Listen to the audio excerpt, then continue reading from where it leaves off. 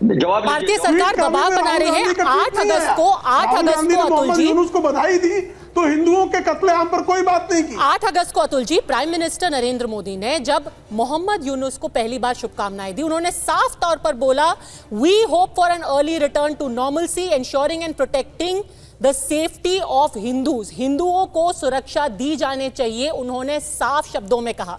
उसके कुछ ही दिनों बाद 9 अगस्त को, कुछ ही घंटों बाद, गृह मंत्रालय ने साफ किया कि एक स्पेशल कमेटी बनाई गई है जो कि बांग्लादेश में हो रही सभी घटनाओं पर नजर रखेगी और वहां के लोगों को, खास तौर पर हिंदुओं की सुरक्षा पर लगातार अपनी नजर बनाए रखेगी। तो सरकार देख भी रही है और दबाव भी बना रही है, कह रहे हैं प्रेम शुक्ला। अतुल जी देखिए, दबाव बनाना और एक बात है, ये साफ सब लोगों ने सर्वदलीय बैठक जो हुई थी उसमें निर्णय लिया था कि सरकार जो भी भूमिका लेगी, सरकार के भूमिका के पीछे हम खड़े रहेंगे।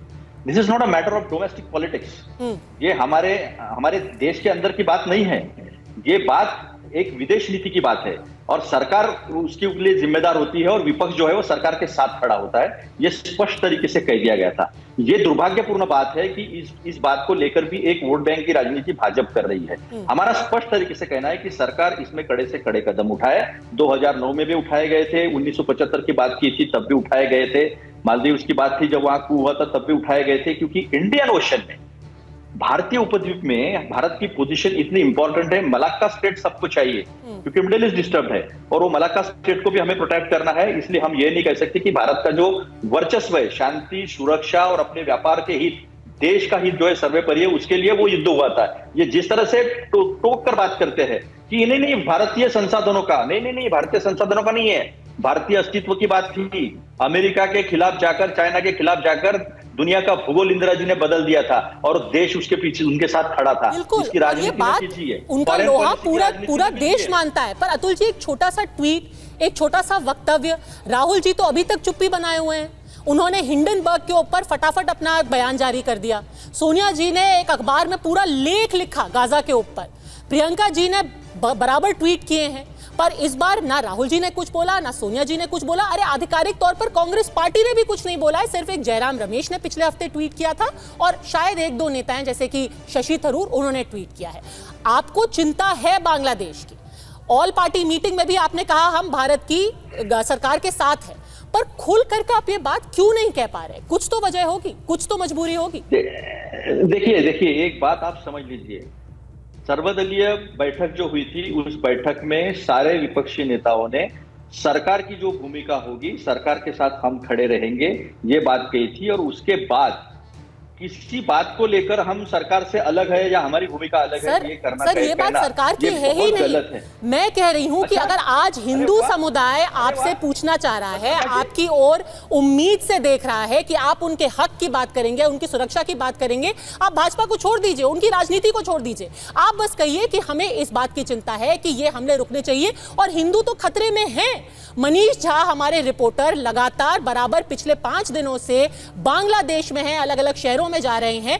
मनीष, आपकी तो आंखों देखी है, क्या हिंदू खतरे में नहीं? और ये किसी पार्टी की बात नहीं है। आपको जो लोगों ने आप बीती बताई है, आप वो बयां कीजिए। मनीष, बता देते हैं ना देश को कि हिंदू खतरे में है कि नहीं। एक बार मनीष से एक रिएक्शन। सर एक सेकंड, मनीष की बात सुन लीजिए, आपके पास वापस आऊंगी। वारिस पठान जी भी इंतजार कर रहे हैं। मनीष, क्या हिंदू खतरे में है?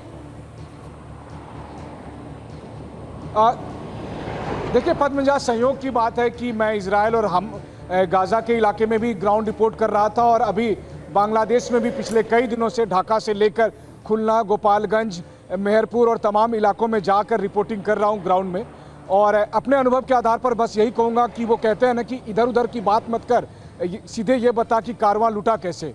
जो कुछ हो रहा है उसमें बहुत सी ऐसी बातें हैं जिसको अगर मैं तुलना करूँ तो अतिशयोक्ति लगेगी, लेकिन वो सच है। जैसे आज जब मैं मेहरपुर गया, उस इस्कॉन मंदिर में गया जिसे 5 अगस्त को आग के हवाले कर दिया गया था, तो मुझे बताया गया वहाँ पर एक छोटा सा कुआं था।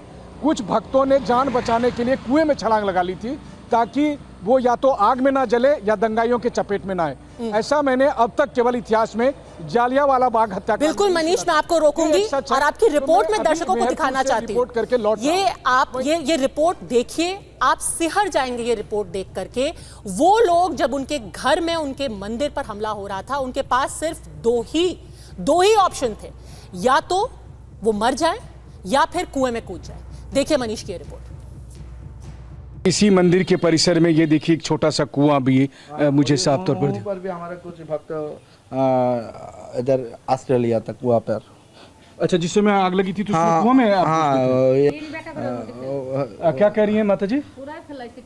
कितने? 3 लोग? अच्छा, 3 लोग जिस समय दंगाई आए उन्होंने आग लगाई, और जैसा कि ये बता रहे हैं कि 16 लोग थे बाहर जा नहीं पाए वो लोग, जो बाहर नहीं जा पाए, वो कुएं में आकर उन्होंने शरण ली थी।